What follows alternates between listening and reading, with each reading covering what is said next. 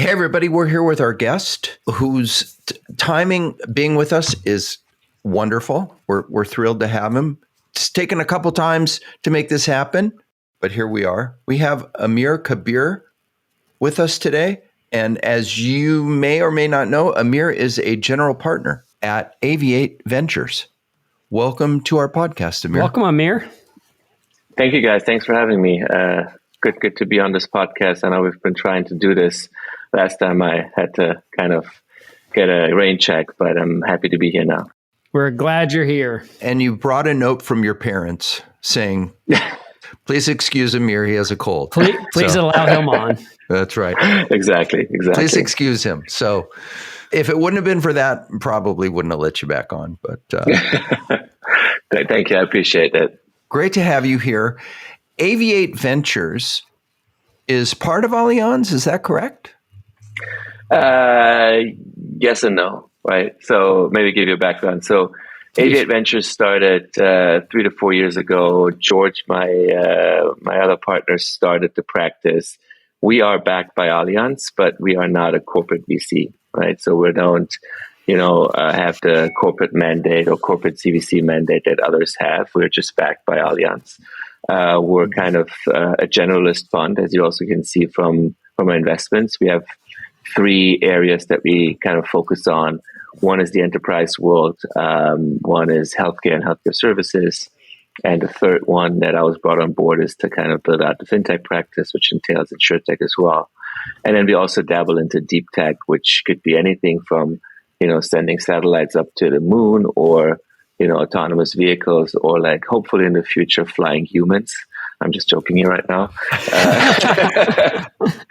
So that's kind of that's a deep tech area, but we mostly focus on the early stage of a company. I kind of define it of like maybe first or second check-in if possible, right? Try to be very hands-on with the companies to look at the background of the partners. All of us have somehow been entrepreneurs one way or the other, have built businesses before, have dabbled into the entrepreneurship world. And bring the kind of expertise in their respective areas in terms of like healthcare or like the enterprise, the fintech. And I mean, my partner George, he has a PhD in physics, so I think he knows how that works. And he dabbles into that world and others. And we try to invest mostly, I would call it seed or Series A stage, which hopefully we'll go back to these kind of designated stages of investment, because the last couple of years, a Series A company could have also been a Series C company, right? Given how much money they've raised. Right. But, typically do like $2 to $3 million initial check, right? I've done $500,000 checks, and I've done $4 million checks. So anywhere in that range, we try to play in. And lead rounds as much as possible, very conviction driven in that process, very either having a conviction around a topic that we dig into, try to understand more and find a company, or we come across a company and think like this is a very interesting area and try to understand more and go from there. So I've got to ask you a question. We've had a number of VCs on, talked about all their different where they like to come in. Early is not uncommon. Tell us why, for our audience, I mean, other than the obvious of it's nice to get in at $1 million and then the company sells for $4 billion. Sure, right? That's obvious. But why early? Why be early?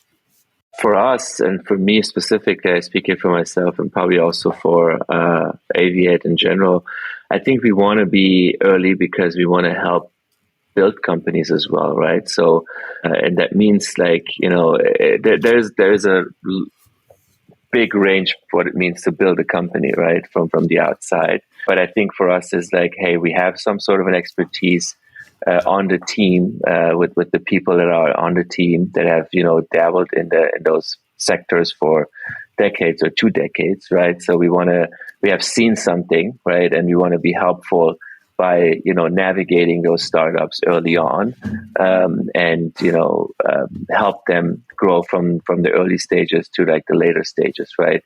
And I think for me personally, also, it's the exciting part, right? I think, the unknown and like, hey, being really hands-on with someone, helping them navigate. And that's, I think, the exciting part. Whereas when you go late stage, most of the stuff, quote unquote, has been figured out, right? Hopefully in the later stages, companies have product market fit. And then from there, there is a different skill set and different thinking around the company. Whereas if you go from 0 to 1, or even let's say from 1 to 2, there's a different kind of skill set and thinking needed, and how you navigate, processes, people, companies, fundraising, and so on and so forth. So I think that's the exciting part for me when it comes down to early stage that I like. And just working with highly, ambitious entrepreneurs that, really want to build something and are very hands-on and scrappy. I think that's the exciting part. And obviously, if you get in early, I don't know the statistics, but there is very far and few in between who get in very early and eventually make the $10 billion exit, right? So, realistically speaking, getting those is great, but it's not as easy as everybody thinks. It's right. It's not where the bread and butter is. The bread and butter is what when you get in early with a company for, like you said, a couple $1 million. Do you have a specific ambition that you're after? Do you have a number in your head? We hope that we see that this could go to this point. I think this is a question always, right? And I feel, and I have this conversation with my partners and others, and when I think about it myself, I think there's a couple of things that have to come together to come up with a number, right? When you invest in a company, you obviously look into a market and see maybe what have been other maybe acquisitions have been in that sector, right? And how potentially this company could end up, right? And once you do that, you try to understand, if I put in, let's say, $2 million at, let's say, 20 million pre, I get a 20 million post, I get 10% of the company. But if other companies have been just acquired, let's say for 100 million, 200 million, does it make sense for me to take that risk early on, to put in that much money and just have a kind of, $200 million exit, don't get me wrong, is great, right? For an entrepreneur or for anybody who invests early stage, right? But you have to also think about your fund size, does it make sense to take that risk? And is it better to wait for another company who has maybe more upside potential, right? These are all the things to think about. And obviously we look at markets and always hope that these companies will be eventually $500 million, $1 billion, or even more acquisition targets or companies or IPOs, right? You hope for that, but very far and few happen. And I think obviously the last 5-6 years in InsureTech, we were all kind of blurred a little bit because a lot of companies in the InsureTech world were easily at $1 billion companies. So now the question is, can the next wave of InsureTechs that are actually in a similar field really be $1 billion company, right? So long answer, but I think it's really hard to go into that and be it really depends on the entry price, right? And then what the exit price is, right? So if you get in, again, very early on and with a small check and you have some meaningful ownership, because a lot of entrepreneurs also make the mistake and be like, oh, this is the only round I'm going to raise. I'm not going to need money anymore. I'm like, well, I have not seen many companies that have done this, but okay. So there's going to be more capital coming, more dilution is going to come to you, to me, to everybody else. So you have to put in more capital. Does it make sense for the outcome that we're expecting? Tell me this, what draws you to a prospective company? What are you looking for? What sparks your interest and makes you want to start looking at investing in a company? Yeah, I think the way I look at it, are we talking? I think we probably talk about InsureTech obviously on this podcast, right? I think I spoke about this, and for me, having been in the InsureTech world now around, I think 10 years now, when I did my first investment, the question for me right now is we have seen the first wave of InsureTech, version 1, which kind of paved the way for what people are building right now. The first wave kind of, and I put a timeline out there. I don't know if you guys saw it, the last 100 years in insurance that I kind of put together to understand where do we come from, where are we going. right? And what has happened, and how did this whole InsureTech thing happen, right? Right, and how does the technology came into play? And it's not really something that new. Like, technology has been around within the insurance world for quite some time, but I think during like the 2000 era, 2010 specifically, I think Metromile was like one of the first kind of InsureTechs. I think the Climate Corp, started that, and then David Friedberg kind of went to Metromile, and then from there, all of these kind of MGA plays started, and the first wave kind of focused on, I always call it the traditional lines of businesses, as we have seen, right? Home, auto, renters. I think they were probably the easiest way to kind of show that there is a way to build kind of a digitized venture backable company, right? Yes. And I think for me now, the focus has kind of shifted in the sense of like, I'm still interested in digital distribution. I'm still interested in new products and new risk models and stuff, but mostly on, specialty or, niche kind of businesses, right? As you can also probably see from my investments, like I've invested in manufactured homes insurance, right? Which I saw Covertree. Covertree, yes. Which for people is like, well, it's home insurance. Well, I'm like, no, it's not. It's kind of different. Like, try to get it, but you'll probably be ending up with a bunch of like agents calling you up because there is no digital product. And Covertree is kind of really the first digital product out there that kind of digitized the manufactured home insurance process, right? Then I've invested in Wax, which is collectibles insurance, right? So if you are a collector, you have, watch collection and, bags and whatnot, art. It's really hard to get insurance for that, right? People think, oh, my home insurance is going to cover that. Well, I'm like, probably not, right? So they're not going to, if you have 5 Rolex watches and someone breaks into your home and you tell your insurance afterwards, well, my 5 Rolex watches are gone. They're like, well, cool. Like, good. Sorry. Bummer. Yeah, sorry to hear it. Bummer. Yeah. Here's the phone number where you can buy new ones. Exactly. Yeah. And get in line, by the way, because the wait time for a Rolex is increasing. But yeah, so again, like niche kind of specialized insurance there as well. So these topics are kind of interesting to me, where I think, again, technology makes sense and it will make a difference, right? So, because agreed. I mean, why did these MGAs started back in the days? Traditional MGAs, like carriers were like, I don't want to take this risk. I don't understand this risk, right? So let's build like maybe an MGA around that and see where this goes. Or someone started an MGA around that, and if that goes well, we'll think about it or maybe acquire it or like build on top of it. I totally agree with you. I think that 1.0 or whatever you want to call it in InsureTech went after, why can't we disrupt these incumbents? Correct. And what they found was the incumbents weren't as useless and out of date as what everybody thought. And consumer behavior maybe was a little misjudged as well. Switching behavior was not fully appreciated. But if you go after these niches like you're suggesting, you can build a big, important, valuable company in that niche because Correct. Insurance is so vast. It doesn't have to be every home in America to make a big splash. Yeah, absolutely. It can be just a piece of what's inside of a home. Yeah.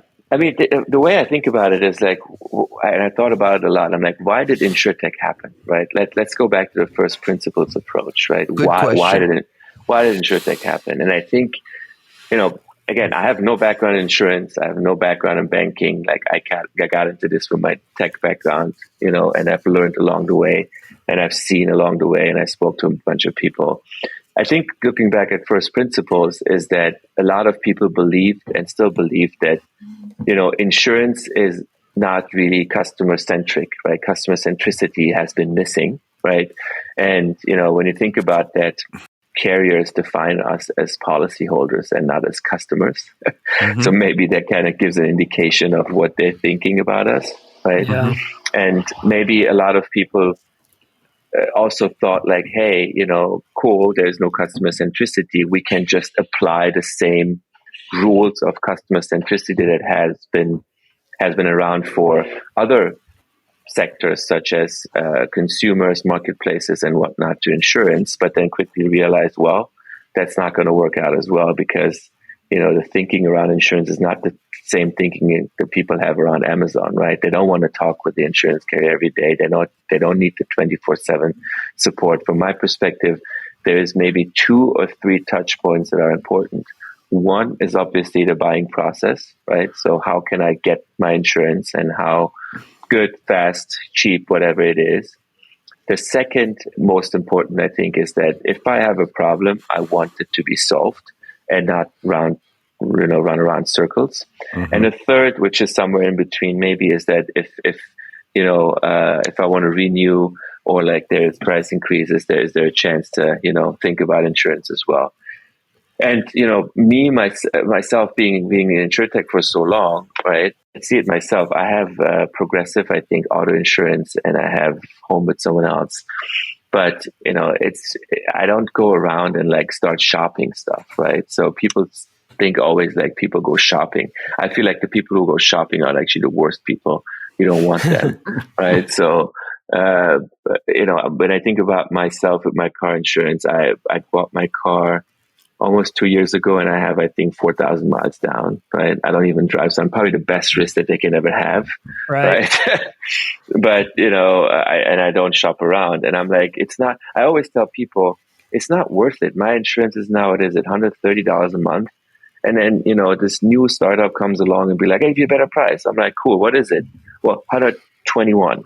I'm like, well, do you think I want to change my insurance just because I get $9 off a month? I know I'm not going to do that stuff. And you will probably also not give me the half price off because it's impossible to do that. You're losing money. That basically indicates losing money. So I always wonder what is the reason here to do insurance, going to the first principles approach? Why are people, or why this InsureTech wave started, right? And I think it was because people think, and I agree with that, insurance is not customer centric, but it's most of the time needed and mandated. So you have to have it, right? So how can you make it appealing to the customer without making it annoying at the same time? And now the whole thinking is around embedded insurance, right? I mean, embedded insurance, for better or for worse, has been also around for decades. Like affiliate insurance or affiliate sales have been around for so long. And why embedded is so interesting right now, I think, is because technology is advanced, right? We have so much access to different kind of data sources, which were not given back in the days. And maybe with those data sources, you can really build new insurance products or make existing insurance products more interesting, more the pricing more better. Yeah. Attractive and attractive. Right. And distribute in a way more interesting way, or a very interesting way, I should say. Correct. Yeah. Mm-hmm. So with that, what type of embedded insurances interest you? Is it home buying, auto buying? What are you seeing? I think all of the above, right? Because I think if you can make it really seamless and embedded, which I have not seen yet, right? There's always a startup that says I'm embedded, but I think the biggest challenge with this embedded, and again, all of these companies have that challenge. When you think about an MGA, the challenge is you need to have capacity, you need to acquire customers, you need to do yada, yada, yada. So, okay, fair enough, I get it. If you have the embedded side, you'll be like, hey, I don't have that because the customers are there. I don't have to acquire them, but you kind of are on the hook with the partnership side because if you're my partner and you tell me, sure, I embed your insurance product, the problem I have as the guy who is the embedded insurance guy is that someone else comes along and tells the guy, listen, you're getting 5% commission here, I give you 9. That guy's going to switch, right? So that's the problem you're facing over there, right? So I think this is the biggest challenge with those embedded plays is that, sure, you can get into those and you can get those partnerships and they work with you and, you get basically zero customer acquisition cost and you share kind of your commission with them. But if someone else comes along and gives them 2% more, their incentive is cool, I take that. Right. A race to the bottom. It's it's interesting though, because I'm just thinking about the experience on Amazon today. It's not uncommon on Amazon when you buy something that you get that a screen comes up first and says, do you want to protect that, right? Do you want to protect your purchase for 2 years for this Correct. much money? And it's certainly pervasive. What's happening with embedded. You're seeing it on, in retail. Of course, it's always been, or it's been around for a long time in travel. Correct. Yeah, that's the best example. That's an example of someplace where it works and it's really easy and it's truly embedded. Correct. Are there other applications that you're seeing that are clever, creative, new that are coming forward today in embedded? So let's touch base on that, because I think there is a lot of opportunity there, right? Specifically on the travel side.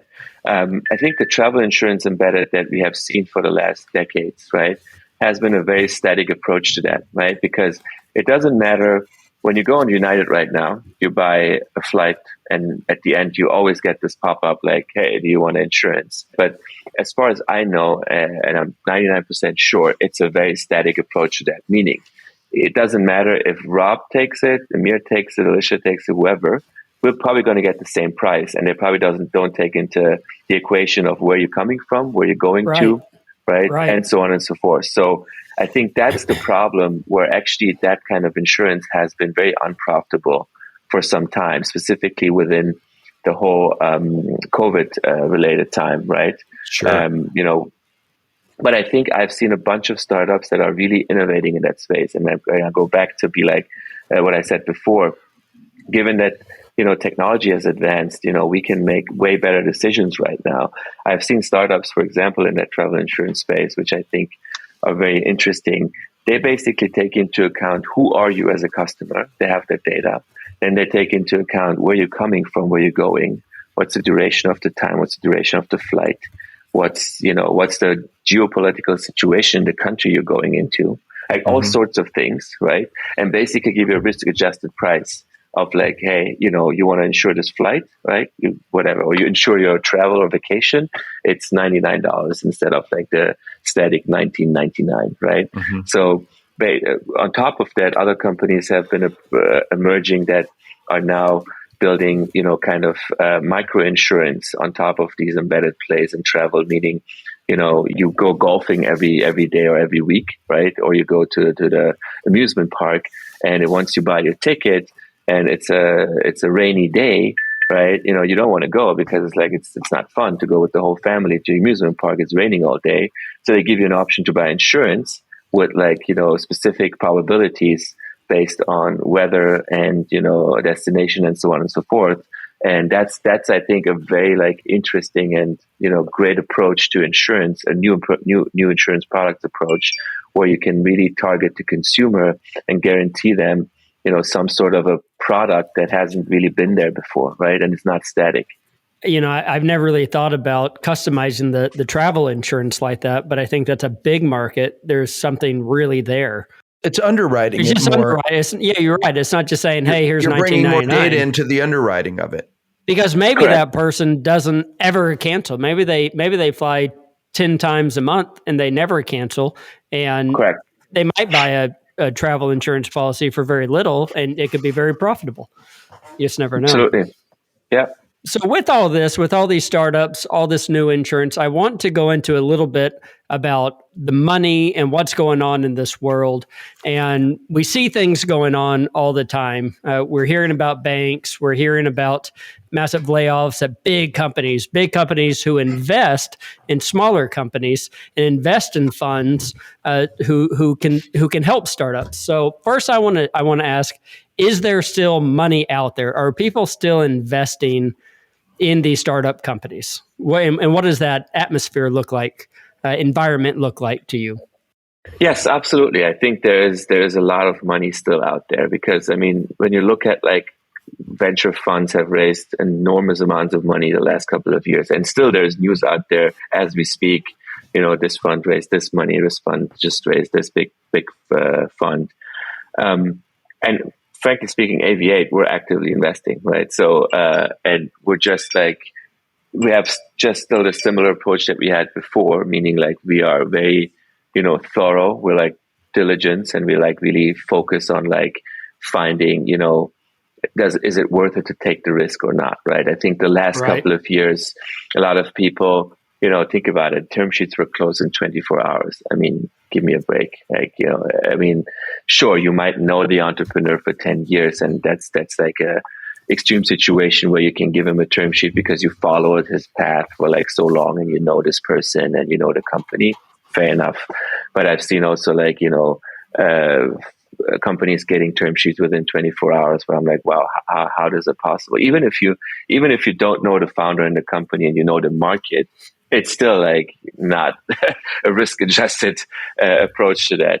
So yes, there is still money out there. I think a lot of things, again, go back to the first principles approach, where people, try to understand problems more and more in depth, that they spend more time with entrepreneurs, right? The diligence time is not 1 week anymore. It's now a couple of months, right? Where you really try to dig into and understand, like, what is the problem that they're solving? Is there really a problem that they're solving? What is the solution that they're offering? What is the product out there? And, I think, and I've seen it myself, because when I look at some InsureTechs, I see them, or like hear about them, they're focusing on a specific sector, which I think is exciting. Then I speak to them for 30 minutes, 45 minutes. I think the product is exciting and I get excited myself. And then obviously I dig deeper over the next couple of days and weeks. And then my excitement goes down because I learn more that, that what they have built is great, but the market is not big enough. The product is not really taking off. Distributors don't really think that, there's a huge opportunity. And I think that's what has been missing the last couple of years, because people got excited and they're like, wow, this is great. And like, cool, we're just going to do it. And then realized over time. So they're building answers to a solution that's not a problem. Correct. Almost. Yeah. Most of the time. And, or they were overcapitalized, would then go and find a solution, right? So, yes, the market is still there, but I think it's really hard right now if you're raising a Series A or even a B. I think the B is probably even the hardest. On the seed stage side, I think still there is momentum, and it's quote unquote, I say quote unquote, easier to raise, right? Because obviously, when you raise $2 to $3 million at a low valuation, the hurdle, it might be lower, and people, again, goes back to like, what are you betting on is mostly the person, right? Mm-hmm. But if you go for an A, there's more scrutiny around you of like, hey, okay, you have a product, you say you kind of have product market fit, and show me what the numbers look like. And the numbers might look good now, but also show me what the plan or path to profitability will look like for you within the next 2-3 years. And, show me what comes next. So all of these questions have to be answered, because the excitement of like, oh, cool, you sold your first policy, quote unquote, on InsureTech again, or you sold your first 100 policies, don't justify for you to go and raise another $40 million round, right? But you've seen that. I've seen it the last couple of years. I haven't seen it now, to be honest. So, I mean, I'll be surprised if someone with a couple of policies has raised a big amount of money. There's been some news going around the last couple of days of companies that raised a Series B with a big round, but I would love to see the numbers behind that as well. And I hope, and I'm sure that people those companies have the numbers, but I think that's where we, going to right now. When we started investing in InsureTech 10 years ago, we didn't have any comparables, right? I mean, it was hard to understand where this is going. And I remember like when we were at Munich, we were debating like, what is the biggest we can think about? Well, like if you can get to $1 billion exit, man, wow, that would be amazing, right?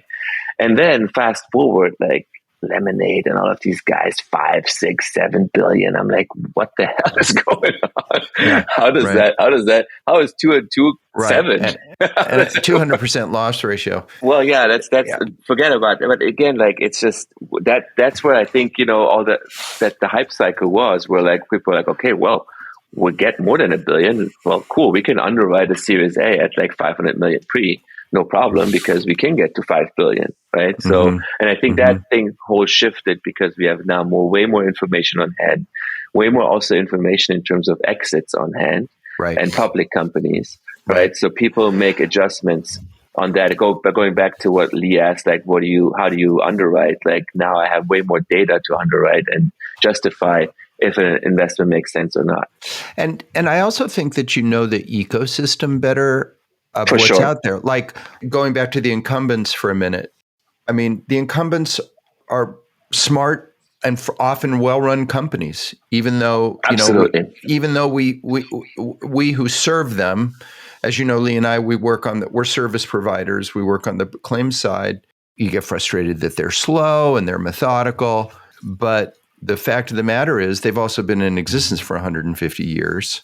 Absolutely, and I always say that. And they're making money, and they know how to do that, regardless of our perceptions. And Absolutely. And they're not just going to lay back and say, you know what, why don't you just take this market? I'll go away. That's not going to happen. And they're even doing smart things like AV8's an example. You're partnered up with a major international insurance company as a funding source. So the ecosystem is clear. Where are the hot spots? Where are the trouble spots? Where are the areas, maybe not specifically of opportunity, but where there's also a dead end? 100%. I mean, going back to, like, as you said, the last 100 years, right? When you think about how long it took, Geico or Progressive to go, it took Geico 10 years to go from 1 million policy to 16 million policies, right? I mean, that means, like, hey, they're doing something in a right approach, in a slow and methodical approach, right? And not like I'm adding $1 million policies per month to my book of. But you can do that. Everybody can do that. But do you want that? It's the other question. Mm-hmm. Right. And we see some of these 1.0 companies struggling through that. Correct. Absolutely. Yeah. As you know, like, once you build a book of business, it's just so hard to switch that from, let's say, unprofitable to profitable in a short amount of, or even medium amount of time, or even ever. And I fear the carnage isn't over, but you're not seeing those kind of plays as much today, right? I mean, the companies that are coming to you aren't, I'm going to try to be the next State Farm, just as an example, but rather this little piece over here that State Farm isn't serving or is ignoring, or the State Farms of the world. That's where our opportunity is. So InsureTech has become more focused. Is that a fair statement? Yes and no, frankly speaking. I think, yes, there is much more happening around the specialty side of insurance, right? Where maybe the big carriers are not really focused on, and rightfully so, because, again, going back to manufactured home insurance and Covertree, when I started looking into this, I got super excited because, you would say, well, it's just a $10 to $12 billion market in terms of insurance just for for manufactured homes. However, there's, like, ancillary businesses associated with, like, manufactured homes. Like, a lot of people who live in those communities have RVs, have motorboats, have motorcycles. So the market gets way bigger around that. But what is exciting is that, again, as you mentioned, the traditional carriers don't care, because they're like, well, I have $100 billion book in terms of, like, traditional home. That $2 billion over there, well, someone else will figure it out. And if I'm excited about it, I'm going to buy it. And that's what I'm hoping, right? So Covertree gets like 10% of that market, and then maybe they get acquired then for a real amount of money, right? Or actually IPO.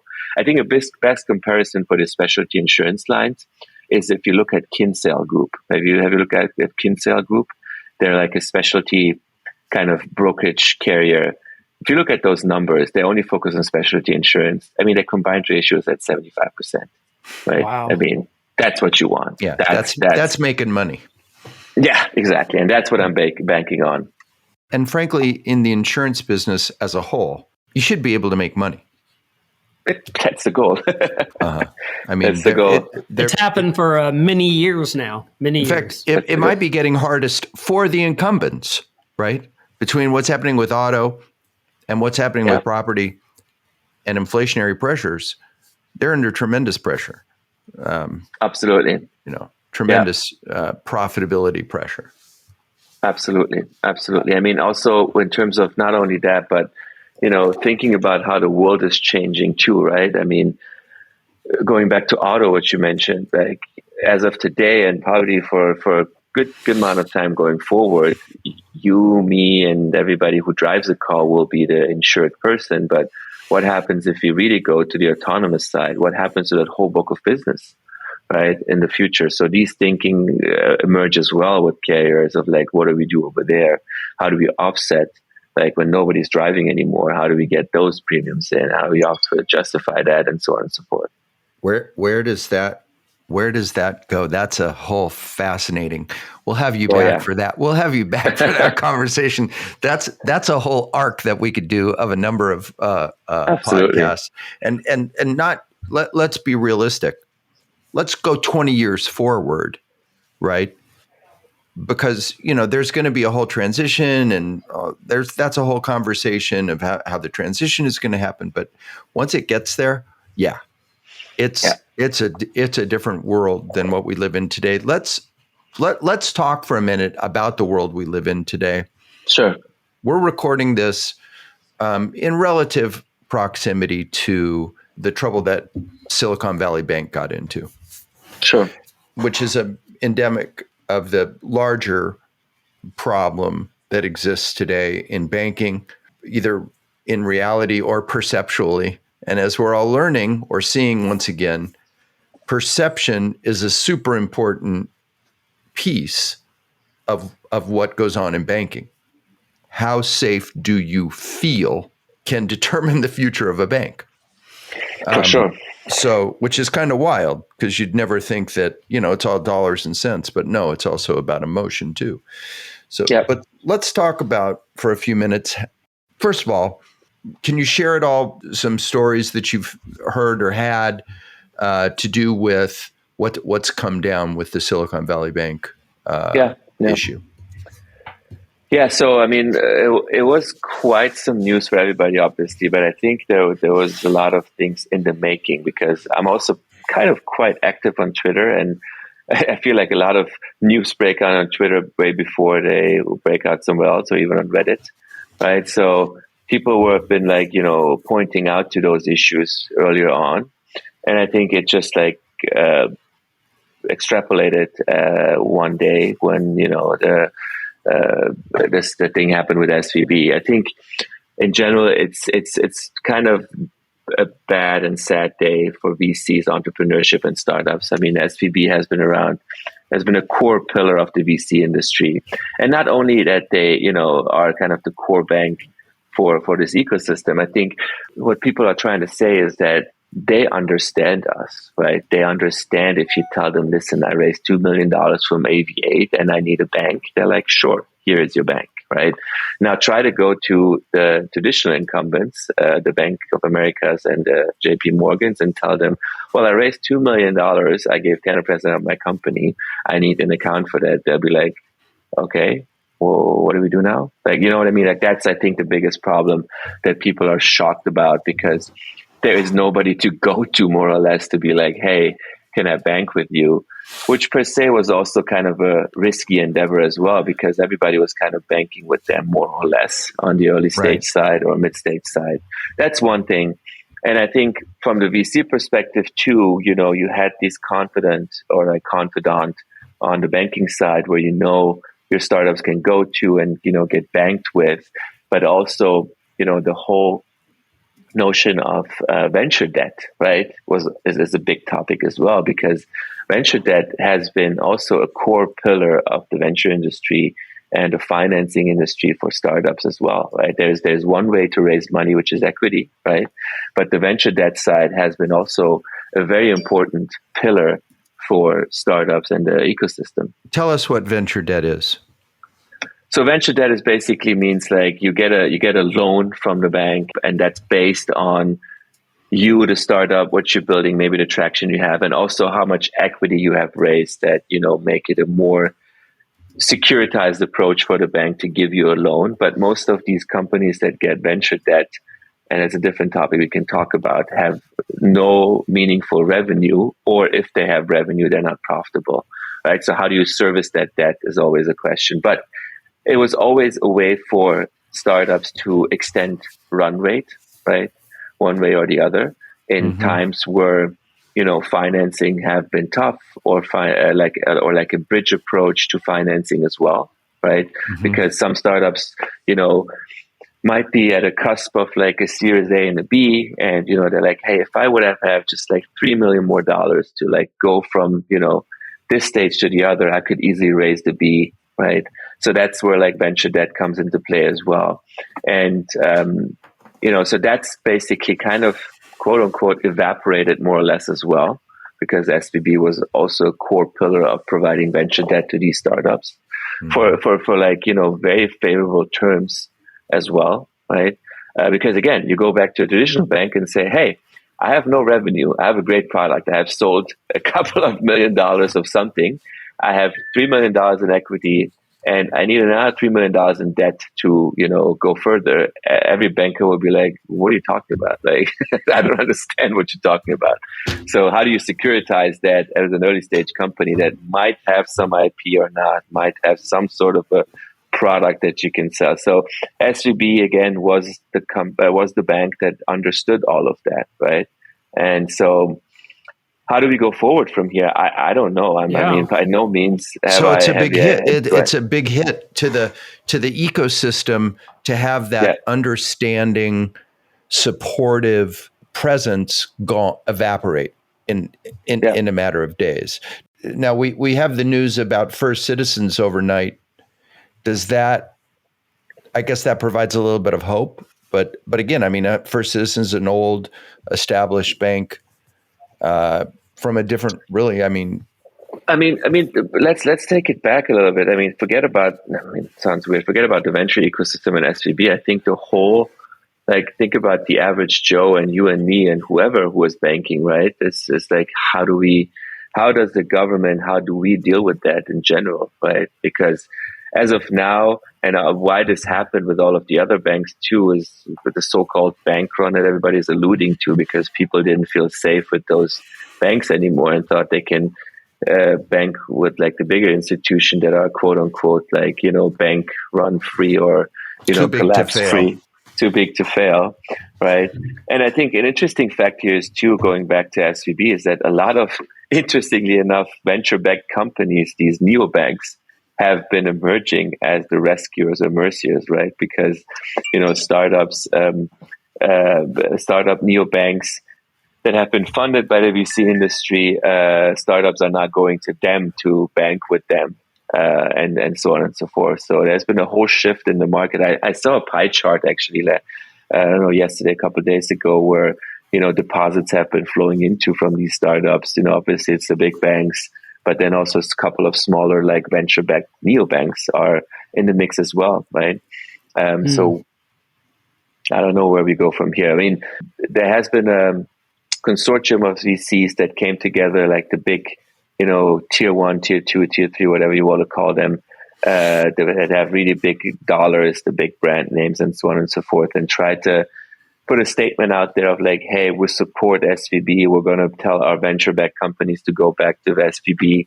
So I think the notion is, let's see how that evolves. Again, I think that the plane is still in the air. It hasn't landed yet. Right? We don't know what's going to happen as of now with all of these banking entities and specifically SVB. I have friends at SVB and people I have known for years, good friends that are there. So I hope that it resolves for them as well, because again, these guys have been working that's an interesting fact as well, and I saw that lately. Most of the people that you see on LinkedIn, when you look at how long they have been with SVB, that shows also how interesting and cool this company has been, because most of these people have been with SVB for 10, 15 years, right? As managing directors and so on and so forth. So it's kind of sad. So what does it mean?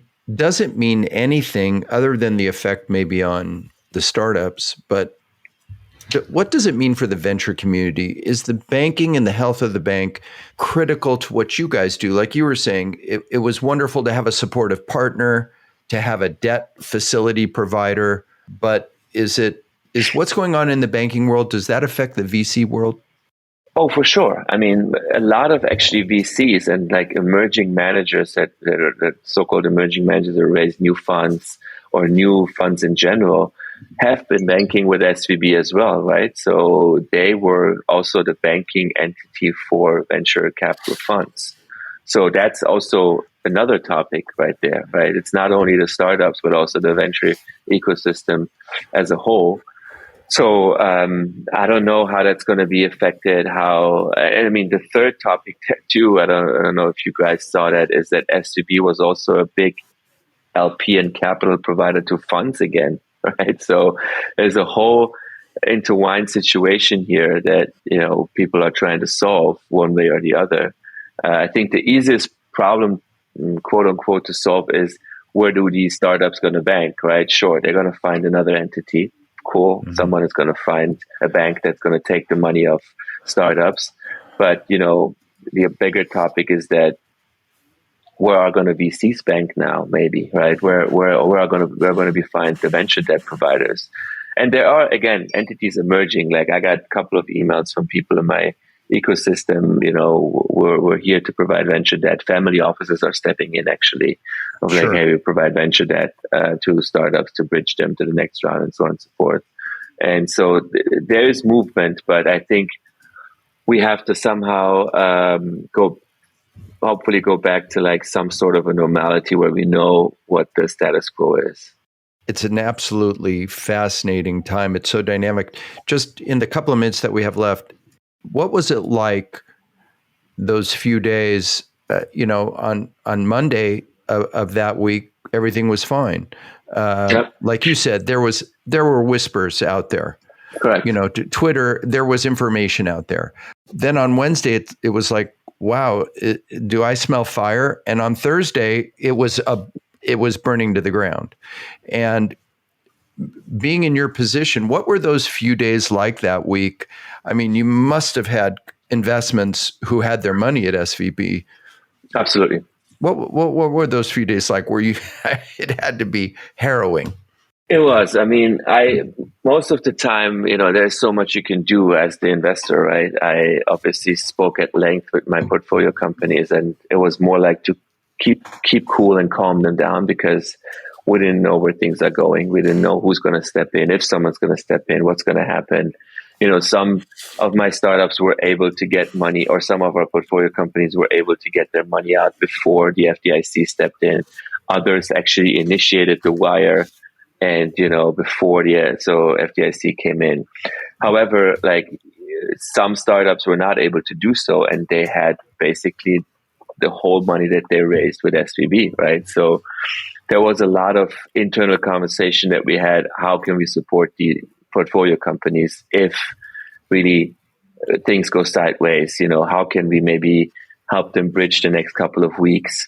How can we provide some capital, and so on and so forth? So I was working with my partnership and the startups and the portfolio companies of doing that. And then, so that was like a whole, crazy 48 hours to navigate the process, and, basically also calming those startups down, because, I mean, the CEOs and entrepreneurs have so many things that you have to juggle, and nobody was waking up, and thinking about, hey, my bank is going to be out of business, and I have to think about what I'm going to do, right? So fortunately, the government stepped in and securitized all of those, deposits. And so, I think after that, a lot of people pulled their money from SVB, and I just don't know where we are right now in the process, to be honest, with SVB. I spoke with one startup that had literally tens of millions of dollars there. And I'm sure you've heard of many in the same boat. And yep. What SVB had done was they had venture debt. They hadn't used the facility yet, but it was there for them based on Correct. the covenant that they keep all their money there. Yeah. It was very common. Yep. And so a lot of people didn't understand, well, why would you have all your money in one place? Well, it was a strategic maneuver. It wasn't laziness. It was deliberate. But like you said, I think you said it well. The plane has not landed. I don't think so. It's still flying around, and there's a lot of people on the ground. You and me and many others. The government watching it and saying, it's smoking. Is that smoke? Is that smoke coming out? We're not sure, but what's going to happen? is yet to be written. That's right. But when it does get written, will you come back and talk with us about it? 100%. If I have more insights, I would love to come back. You guys have been so much fun. We would really enjoy that, and we've enjoyed having you with us today. It's been great. Thank you so much. I really enjoyed it as well. Well, thanks for being here, and thanks for the insight and for sharing. And I'm glad it finally worked out. We'll see you in a few months at InsureTech Connect, right? That's absolutely right. Yes, okay, for sure. We'll look forward to it. Thanks, Same Amir. here. Same here. Thanks, Thank Amir. you guys so much. Thanks.